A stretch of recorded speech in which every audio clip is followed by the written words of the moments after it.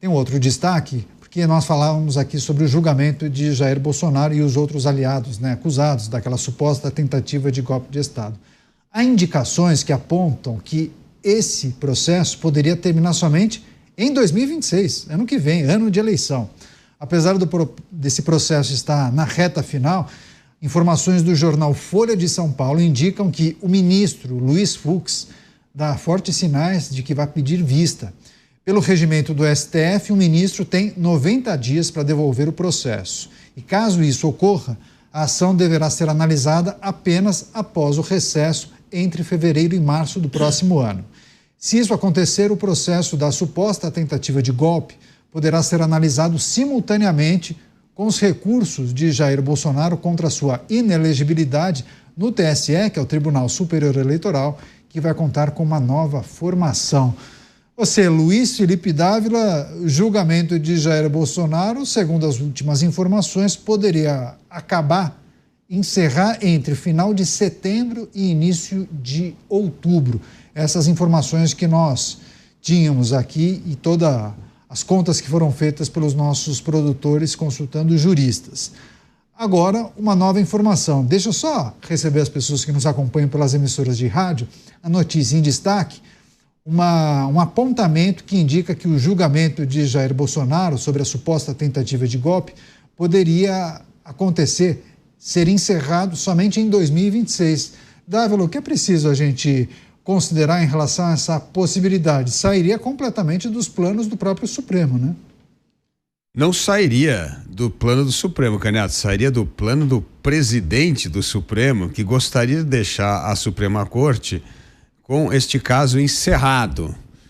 Mas o presidente Barroso é um dos autores desse neoconstitucionalismo, do ativismo do judiciário, que está muito alinhado com a matéria votada de acordo com a visão de Alexandre de Moraes. Então, pedir vistas, esperar a mudança na presidência do Senado, na presidência do Supremo, assumindo o Fachin, que é um dos que acha que precisa ter a autocontenção dos poderes, e Fux é um dos que defende a autocontenção do poder, talvez isso seja uma forma de alinhar interesses e até o pedido de vistas para reconsideração de posição com pessoas que pensam o direito da mesma forma, ou seja, aqueles que acreditam que precisa fazer valer a Constituição e não o que deveria ser a Constituição de acordo com a ideia e a teoria de cada um. Então, me parece que esta notícia tem algum fundamento. É um jeito de ganhar tempo, muda a presidência do Supremo, vem uma pessoa que tem mais este alinhamento da autocontenção do Fux com o ministro Fux, e quem sabe podemos ter pelo menos um julgamento mais sereno. E mais sereno é muito importante para nós podermos recuperar parte desta temperança perdida há muito tempo no Supremo Tribunal Federal. Mas é engraçado, porque eu li a primeira informação que indicava que Luiz Fux teria compartilhado com alguém essa impressão de que poderia pedir vista. Então é sempre na base da especulação, né? Suposições, uma avaliação de que ele lá na frente poderia pedir vista, enfim, para analisar o processo por mais tempo, e aí naturalmente isso seria jogado para o ano de 2026. E aí um outro veículo de comunicação também, né, Beraldo? Informação de bastidor. Um interlocutor, uma pessoa que conversou com um amigo de Barroso, sabe aquelas histórias? E aí uma outra sinalização de que o ministro Luiz Fux teria dito que não vai pedir vista, mas que iria manifestar o voto totalmente contrária à posição do relator. E aí a indicação feita naquela reportagem dizia que o Supremo, ou pelo menos alguns ministros, discutiam que era importante uma votação unânime, seria um recado importante para a população brasileira. E um voto divergente quebraria esse objetivo aventado e debatido em algum momento. Enfim, são as sinalizações de que alguma coisa vai acontecer, Beraldo. Olha, Canhata, essas articulações para votação unânime demonstram a desenvoltura que existe dentro da Corte para acabar com a essência do seu papel previsto na Constituição. A Corte é formada por 11 juristas que tenham notável saber jurídico e reputação ilibada. O notável saber jurídico vem também com independência. Se você tem um notável saber jurídico, você não está preocupado em alinhar o seu voto ou o seu posicionamento por causa dos seus colegas.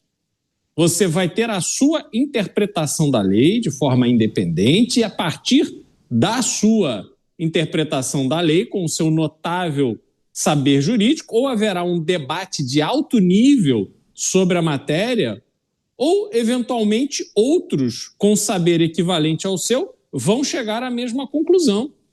Mas não é isso que se trata. É a hora do cafezinho onde as decisões são tomadas. Não é mais nos autos do processo. Olha, pessoal, eu vou por aqui e eu gostaria que vocês me acompanhassem. Afinal de contas, é o Supremo que está aí sendo desafiado. Não, não é o Supremo que está sendo desafiado. É a posição dos ministros que compõem o Supremo Tribunal Federal, que, aliás, estão usando de forma bastante inadequada essa instituição centenária que é o Supremo Tribunal Federal, por onde passaram juristas brilhantes, pessoas efetivamente comprometidas exclusivamente com o Brasil, mas que agora estão tendo a sua história maculada porque a imagem da corte está sendo machucada. Então, Caniato, eu realmente acho que este caminho que a gente está vendo, que foi normalizado, é um absurdo. Só que ali dentro, o ministro Fux é o verdadeiro juiz de carreira. Fez a sua vida, primeiro no Judiciário do Rio de Janeiro, depois no STJ, até chegar no STF. Ele tem autoridade, tem conhecimento e sabe que um voto divergente dele, conforme a sua consciência sobre a matéria, vai causar um debate ali, vai abrir espaço para que outros ministros, sobretudo diante de tudo que está acontecendo, sintam-se autorizados a manifestar, então, finalmente, a sua opinião pessoal, sem temerem represálias dos seus colegas internamente. É isso, mas estamos repercutindo uma reportagem publicada que indica que o ministro Luiz Fux estaria dando sinalizações de que vai pedir vista para analisar o processo por mais tempo antes de manifestar a sua opinião, seu voto sobre esse processo que envolve o ex-presidente Jair Bolsonaro. Você, Kriegner, quais são as considerações sobre essa reportagem, mas o que representaria um pedido de vista? Nesse sentido, Caniato, acho que além do que foi colocado aqui já, a gente precisa considerar a proximidade com o período eleitoral. Claro que como era o compromisso, né, que foi falado aí, de que seria concluído no final de 2025. E terminar entre final de 2025 e início de 2026, me parece que não tem grande efeito, grande impacto na questão justamente eleitoral. Agora, se isso se estender demais, e aí já vai entrando para o final do primeiro trimestre, para o segundo trimestre, isso pode trazer indecisões e forçar tanto os pré-candidatos quanto os partidos a posicionamentos ainda mais veementes, porque já está claro, já foi declarado por muitos deles que querem Jair Bolsonaro no pleito no ano que vem, ou mesmo a sua indicação da sua bênção. E não podemos esquecer dos Estados Unidos.